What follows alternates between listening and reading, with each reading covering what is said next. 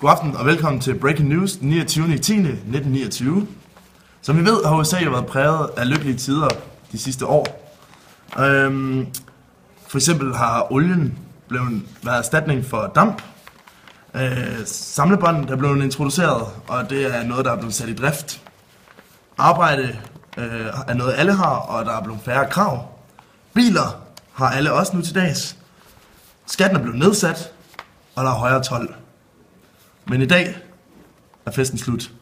Aktierne er krakeleret, og vi har oplevet Wall Street-krakket nu. Efter de månedsvis stort set har været en konstant stigning. Vi har en reporter ude for at høre, hvad nogle af arbejderne har at sige omkring denne situation.